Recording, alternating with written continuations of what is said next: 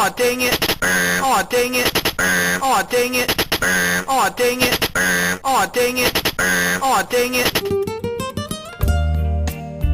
And yeah, I would say that actually was pretty accurate to the state of play. It was pretty disappointing, but hopefully there is another showcase happening later this year with some bigger reveals. But hey, Astrobot's back, Monster Hunter Wilds looks pretty decent, so there was something out of the event. But I would also say opening the showcase with a 7-minute CGI cinematic trailer of what looks like a Guardians of the Galaxy ripoff, and then we see gameplay and it actually just looks like a ripoff of Overwatch.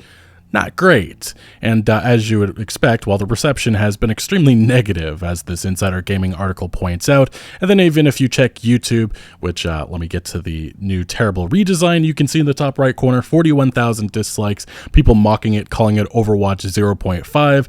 It feels like a genre that is oversaturated, you know, of these hero shooters 5v5, what we have Valorant, Overwatch, Battleborn years ago, Marvel's Rivals, which also got some new gameplay during this same state of play, and there's a number of others I'm forgetting, but it definitely feels like a lot of people are just kind of over this live service slop, and we just continue to get it non-stop, and it continues to go down as well like this. But I will compare, if you look at Astrobot's debut trailer, completely upside down with that like to dislike, you know, 42,000 dislikes to under 1,000 dislikes. So tells you all you need to know. People are looking for those premium single player experiences. Yes, even something as simple as Astrobot. Now, another game which also was shown during this state of play was Silent Hill 2, and that also has received a more mixed reception. Myself, I'm very skeptical. You know, Bloober Team, their work, horror games, it's very mixed, I would say. No shit, go back, I want to do it again.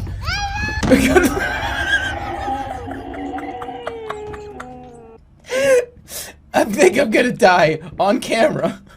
I think I'm gonna die on camera.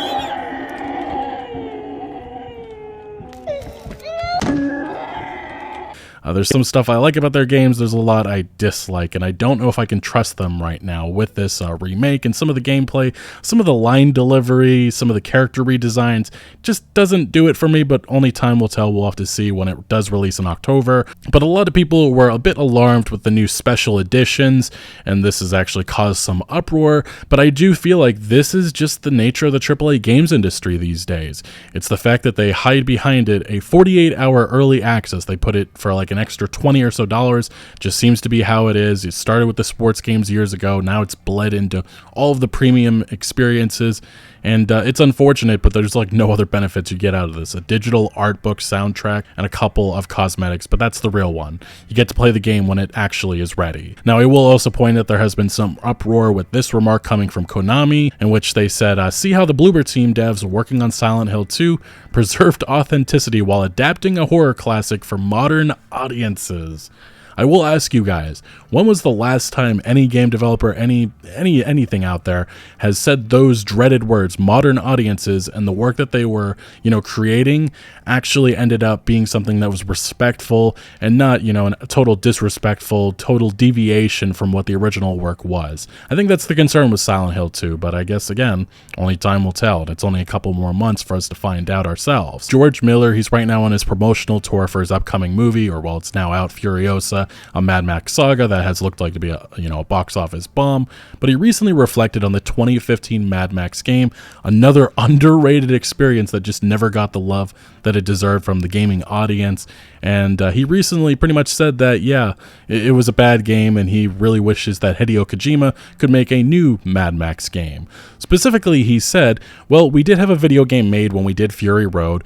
We've been asked many times to do one. It wasn't as good as I wanted it to be. It wasn't in our hands. We gave all of our material to a company to do it, but I'm one of those people that I'd rather not to do something unless you can do it at the highest level, or at least try to make it at the highest level. And I will forever stand here and say that I think Mad Max is a great game, and I feel like this individual, George Miller, probably never even played the game. He just looked at the reception from critics and users, saw it wasn't exactly very positive, and that was his takeaway from it, which is extremely disappointing. And we saw that disappointment actually coming from one of the founders of Avalanche who worked on the game, and and they pretty much said that this is complete nonsense. This is an article coming from Eurogamer Avalanche founder Christopher Sundberg. He said in remarks, this is complete nonsense, complete arrogance. They did everything that they could to make the complete linear game after having signed up with a developer of open world games. After the first year of development, they realized that they had forced us to make a linear experience rather than the open world game we pitched. We threw away a year of work and got to hear that players want autonomy in this day and age. Well, no shit. Which is an example, again, of developer executive interference and really not knowing enough about the video game industry, and ultimately it hurt the experience, and it could have been a lot better. Now, this was another major news story which kind of got glossed over really fast, but it's the fact that IGN is gobbling up all the competition. Eurogamer, GI, which is Game Informer, VG247, Rock Paper Shotgun, and I think GamesIndustry.biz and a number of other websites are now owned by IGN. It just shows the nature of the games industry business is changing, and a lot of these gaming websites are no longer able to hold their own, and they're being sold off to the highest bidder, and that right now is IGN and a couple of other websites. And that's because audiences are changing, not looking at news coverage like this and looking to creators like myself and other YouTubers and such for coverage on the gaming industry, which I feel like that is the future. And these gaming websites, well, they're legacy media pretty much, and there's only going to be a few that remain, in my opinion, in the years to come. Now, this was another very interesting controversy that kind of didn't get discussed at all by media or games media. It was the fact that Warhammer 40k made a huge change to their lore, and there's a rumor now going around that Henry Cavill is extremely dissatisfied with the changes that have been made. And as everybody knows, Henry is a major Warhammer fan. There's tons of different videos of him being a big fanboy of it, but this was the specific tweet made by the Warhammer official account saying, "Since the first of the 10,000s were created, there have always been female custodians," which was a new thing just randomly, announced there. And there's been no proof or anything about that. They just abruptly made that change. And a lot of people saying that this is just another example of DEI nonsense. And a lot of people, there's been rumors that Amazon may have put pressure on them to make this happen. This is a specific article coming from That Park Place. Shout out to them for talking about this. Our new rumor for YouTuber, the Artcast, and his inside source at Amazon alleges that Amazon did indeed influence the introduction of a female Adeptus Custodes, and it was the result of a compromise because the streamer wanted female space marines. Which, say what you will, that sounds like the most Amazon-ish thing that they would do. It definitely fits with how they've been going about their TV shows and such.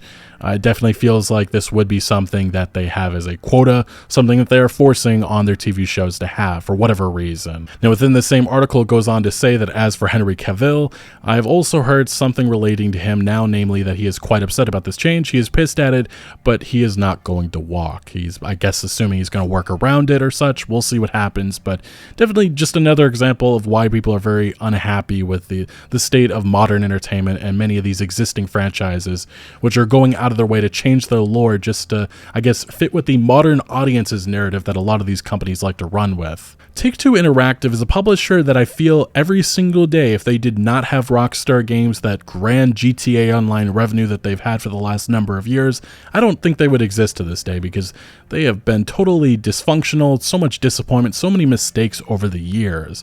But they've been able to continue forward and have a lot of success, again, because of GTA Online and that money train that game continues to be. And this is a report coming from IGN, and it is that Take-Two Interactive is quietly killing the private division. This was an indie publisher. Some of you may know that they were the publisher behind The Outer Worlds before that was given back to Microsoft, and a number of other games. And as IGN reports, in recent weeks, reports have surfaced that Take-Two is shuttering Kerbal Space Program 2 developer Intercept Games and Ollie Ollie World developer Roll7. And just to point this out, but Take-Two acquired Kerbal Space Program about 7 years ago, and now they are shut down, which is just extremely disappointing to see. And that's why consolidation in this gaming industry continues to worry me, because we've seen so many examples of this, not just with Microsoft, but so many different companies in which they run these smaller companies into the ground. Now, it also continues to say that IGN has learned that not only are these closures imminent, but they are part of a larger move by Take-Two to either sell off or shut down the entirety of its indie label private division, another indie game publisher going under, which is extremely disappointing to see at a time in which 20,000 jobs, at least 20,000 jobs within the last year or two, have been lost in the games industry. It really is a terrible time to be looking for a job in the games industry. Just just total dysfunction across the board. And I do think that COVID was majorly affected all of that, because these companies went into overdrive hiring at unreasonable rates, and now we're seeing the overall impact of that, in which so many jobs are being cut. Now, Take-Two Interactive has also been talking about their major new release, which again is Grand Theft Auto related. That is Grand Theft Auto 6. They recently talked about a PC release, pretty much saying that they'll hold those announcements for Rockstar Games, but it's more indication that we're definitely going to see the game release on PC. It'll probably be about a year or so after the initial console versions are released. We saw that with Red Dead Redemption. We saw that with Grand Theft Auto 5. It's going to continue forward. That is kind of their strategy these days. And I think a lot of people are just used to it. And obviously, as I talked about earlier, the PC audience is A-okay with waiting a little bit. Now, we also did see that Grand Theft Auto's publisher made some other eye-opening remarks. And this was something that we talked about in November. It was the fact that they think longer games should cost more. There was something during an investor call in which Strauss Zelnick, the CEO, said, in terms of pricing for any entertainment property, basically the algorithm is the value of the expected entertainment usage, which is to say that the per hour value times the number of expected hours plus the terminal value that's perceived by the customer, and ownership of the title is actually owned, not, say, rented or subscribed to. And you'll see that bears out in every kind of entertainment vehicle. By that standard, our frontline prices are still very, very low because we offer many hours of engagement. A lot of words right here, pretty much saying that, yeah, we should be pricing our games more expensive, but we're so generous that we're not going to do that yet. Now, Strauss Zelnick and Take-Two Interactive was really one of the first publishers that brought upon the $70 video game, and I definitely feel like they will be the first company to bring upon the $80, $90, maybe even $100 game. And this is something that, again, has been reflected in a new investor call, and Take-Two doesn't rule out a price increase for Rockstar's next titles. They're specifically asked about this in their investor call, and they said, look, there's more content constantly being made available, and we really aim to deliver great value at any given time. We're so focused on delivering more value than what we charge, and that's sort of the rubric. And furthermore, we actually saw the Embracer Group discuss $70 video games, and it almost seems like the boss at the Embracer Group hinted that, hey, we'd love to see a major release like maybe a Grand Theft Auto 6 take that step forward for the industry, so we can do this ourselves afterwards and have that excuse. Looks like this publisher definitely wants Take-Two to take that bold step forward.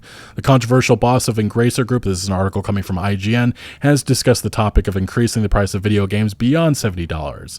And Lars Wingefors, he said, I'm not saying you can't increase the price, but the reality is no one has tried it. If you create an enormous role-playing game, for example, with 100 or 150 hours of gameplay, very polished and a unique experience, would the consumer be willing to pay more? If they would have more products potentially coming to market, but no one tried it. It's something we have been discussing, but we're currently sticking to the practice of the industry. Would it be that one company one day that tries to increase pricing? That remains to be seen. And I definitely feel like the Ubisofts, Microsoft, Sony, all of them definitely would love to see a game like Grand Theft Auto 6 be the first one to take that bold step so they can follow suit afterwards, which definitely scares me for the fact that the affordability with these games is only continue to get worse in the future, and it's not like the monetization's at all going to slow down. That is total nonsense. That was something that a lot of publishers gave as an excuse to go with $70, and that has not stopped anything. It has actually only continued to get worse with monetization at all time. It's just ridiculous in my opinion. And we did also see Take-Two Interactive talking about Grand Theft Auto 6 a little bit. They said the world's in a different place than it was when we launched GTA 5, and the sequel could be unmatched in the industry. The big and better only get bigger and better, and the mediocre go away. Take-Two definitely understands that this game needs to be perfect. It's going to take as long as it's needed, and furthermore, on that point, we did see that Take-Two Interactive pushed the release date of sorts. We thought it was going to be coming out in spring of 2025 based on Take-Two. I've been hearing fall 2025 for a while now, and that's pretty much what they narrowed it down to, but definitely 2026 is not off the table. I've been hearing that myself a lot more as of late, and we'll see what happens. Take-Two seems to be very confident with fall 2025. I'm not so much myself, but we also did see Rockstar co-founder Dan Houser's new studio jumping into the gaming industry, now making an open world action adventure adventure game, I think it's quite clear what has happened at Rockstar Games. They are Grand Theft Auto, they are Red Dead, and maybe a new IP here and there. But for the next 20 or so years, that's them. And I think somebody like Dan Houser, who is a writer, he was a key narrative figure on a lot of the past games like Max Payne Bully and such, he wants to do more stuff, and that may not be possible even for himself at Rockstar right now, as they are a premier studio. They only put out perfection. And I think because of that, he wants to try new things, and that's why his senior narrative team, 3 of the 4 writers that worked on Red Dead Redemption 2 or the main story of Red Dead, are now at that new studio that Dan Houser founded. And we'll see what they do with this open world action adventure game. Definitely something that is on my radar, and I'm actually kind of excited to see what they are, going to be producing. Earlier this month, Assassin's Creed Shadows was announced by Ubisoft, and Ubisoft accompanied this announcement by saying they want to return to the leadership in the open world genre. And the CEO of Ubisoft said the company is already back on track after some rough years, which is a crazy thing to say when, developers like From Software, Rockstar Games, CD Projekt Red exist. But regardless, there are some interesting things about Shadows. New dynamic weather system will keep changing how you play the game. They've also talked about getting rid of some of the past divisive features, like I believe the synchronization, the panoramic shop, that is no longer there. There's also not going to be a bird companion, stuff that I think a lot of people are getting kind of tired of. They've also talked about the stealth system, comparing it a little bit to like Splinter Cell-esque, which is a little bit exciting in my opinion. And then there's also other things they're doing with the world. There's no longer going to be question marks with the map, which I think is great for exploration. And then there's also the fact that the open world doesn't seem to be, this enormous thing anymore. It's going to be closer in line to what we've seen with, say, like Assassin's Creed Origins, which I think is kind of a perfect size for these massive open world Ubisoft RPGs. Now, we've also gotten the pre-orders, which for a game that we have not actually seen any gameplay with, kind of sick and tired of seeing this crap from Ubisoft. They love to do this, and a lot of publishers also, again, this isn't anything new. I've seen a lot of YouTubers making this out to be the real issue or the big issue with Assassin's Creed Shadows, while, deflecting from the other controversy. But yes, this is an issue, but we've seen other publishers do this. Hogwarts Legacy, Red Dead Redemption years ago, and the games that it really began in, which we really should have pushed back on, it's those fucking sports games. That's where these, the 3 days early access and then hiding missions and stuff, it started with those sports games. Now, as everybody knows, Assassin's Creed Shadows was announced with this little reveal trailer. It's a reveal trailer, it's CGI, there's nothing to take away from it. It looks interesting, the setting, it's feudal Japan, but there really isn't much to take away from it other than the fact that we got our first look at the 2 protagonists, which is Neo and Yasuke, I believe I said that right. And the trailer right now, I don't think you can see it because YouTube's changed their terrible layout, but yes, it has about almost 670,000 dislikes, and it is just brutal with people going after them. And much of the controversy involves Yasuke. I think I actually said it right this time. A lot of people taking issue with a historical figure, which there really wasn't much that he did that has been documented. A lot of the stories that has been made about Yasuke is fictional takings. I mean, that's the best thing I can say. He was a retainer, and then he lost a battle and kind of got shipped off out of Japan. That's all we know about him. Ubisoft calls this a mysterious background, but let's be honest, the company that has been heavily invested in DEI, that's why people that are surprised by Ubisoft doing this, I think that's a bigger surprise. This is what Ubisoft is all about. Them finding an excuse to do, a Black Samurai. That's Ubisoft. That's what they do. Them French Canadians, they love this stuff. So I personally just don't really find too much of a care with Ubisoft nowadays, especially with character story. It's always just, oh gosh, their glory days are well behind them. I definitely always give them a chance, but stuff like this, it just doesn't shock me. But I have seen people bringing up like other games like Neo who do have like a white protagonist, but that's also based on real historical figures. I think the Neo protagonist was based on like William Adams, and he has a well-documented history, Irish samurai, so that's not really comparable to somebody who doesn't. And that's the issue with Ubisoft making Yasuke an actual protagonist versus maybe a character that you meet in the game. And the Japanese audience has been very conflicted about this. We have seen, numerous articles such as this. Japanese fans are puzzled that Yasuke is in Assassin's Creed Shadows, and then individuals have pointed out the comment section. This was before like the Japanese video for Assassin's Creed Shadow was blowing up. But yeah, we saw a lot of Japanese audience members just very confused by his involvement. And if you look at the trailer, the Japanese trailer, right now it has about 43,000 dislikes. And even before this was like a widespread thing, it was still like I think it was like 1,000 likes to 4,000 or 5,000 dislikes. So it's been disliked since this video came about, and a lot of Japanese individuals wondering why, Ubisoft couldn't have gone with a historical figure, so many different samurais to choose from, but they chose this individual in particular. Now, we did see, again, this isn't a universal thing. We have seen a lot of Japanese individuals come forward saying that they're in support of Yasuke being involved. We have multiple tweets that have gone viral pretty much saying as much. We've also seen a former Ubisoft writer coming forward saying that they work with the company and they had a drastically different setup for what they were going to be doing with Japan. There's a former writer allegedly saying, I worked on some narrative elements for the Sengoku era of Japan for Assassin's Creed back in 2013-2014.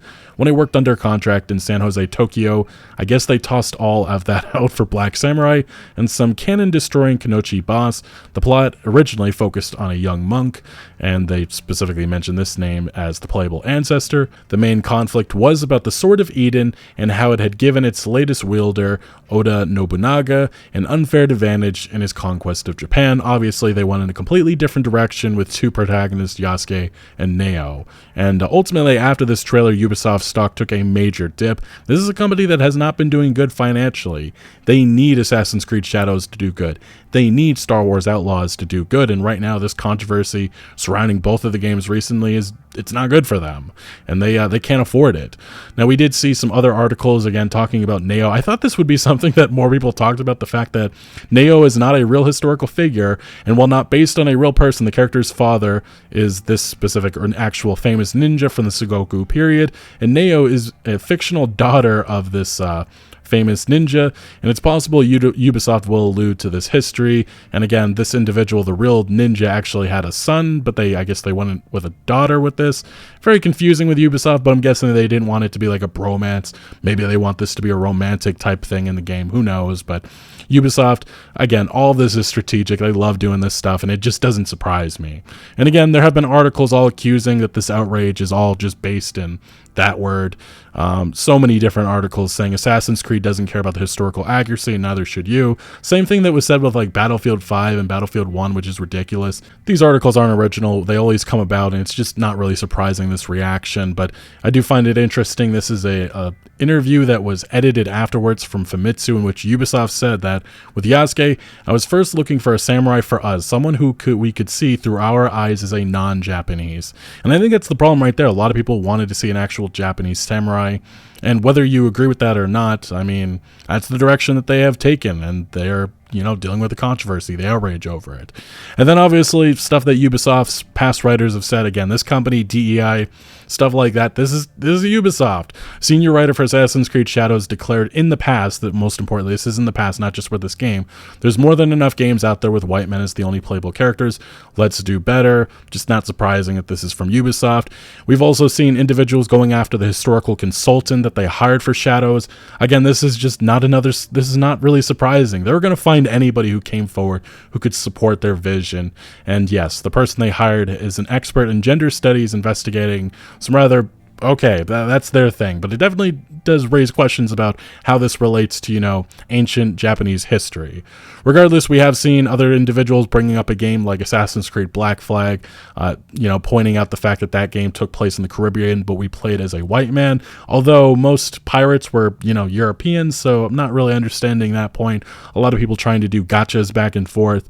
And then we did see some other game developers chime in, somebody, mocking and making a fake post. This is like AI generated Yasuke. Again, they said this is like a picture from Yasuke. It's a joke. There wasn't cameras and stuff back then, and David Jaffe obviously was having fun with this, the original God of War director.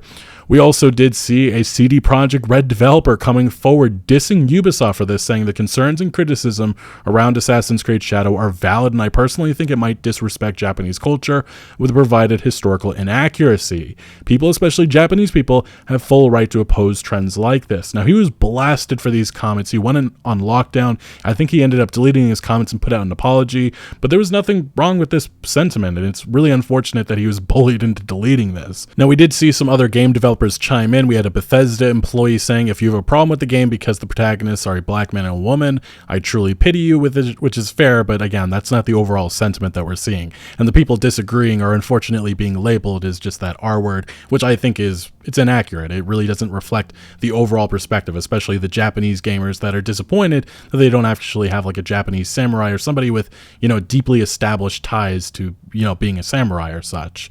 Now, we did see also a Blizzard employee coming forward with a much stronger opinion about this, saying, seeing arguments that Japan never had a black samurai, they did, so they will boycott the game because it breaks immersion with these inaccuracy, but everything was fine and dandy with AC when you played as, check notes, a bunch of fictional white characters. People didn't have a problem with Connor with Assassin's Creed 3, and if there were any, there was very few. Same thing with Bayek in Assassin's Creed Origins. We've had non-white, characters in these Assassin's Creed games. There's never really been that many issues, and even with a lot of people don't want a white character in Assassin's Creed Shadows. They want, actual Japanese samurai or character, but that's not what's happening here. And whether you agree with, black samurai or whatever, I think we can all agree that this has gotten way out of hand, and especially for a Ubisoft game. And ultimately, at the end of the day, if you are not excited for Assassin's Creed Shadows, don't want to play it, you don't have to play it, and maybe you shouldn't. And ultimately, there's a great another option out there, something that is faithful, and that is called Ghost of Tsushima. And guess what's on the way? A sequel to that game. And personally myself, I am extremely excited for that game, especially since it could be announced in the coming days, maybe weeks, at the next PlayStation showcase. Anyway, here we are in June, tons of different summer gaming events underway, going to be happening in the coming days. I'll be covering all of the news, but we discussed some of that today. Let me know your thoughts down in the comment section below on the stories we went over. Leave a like if you did enjoy this video, consider subscribing for a lot more like this, and I'll see you later.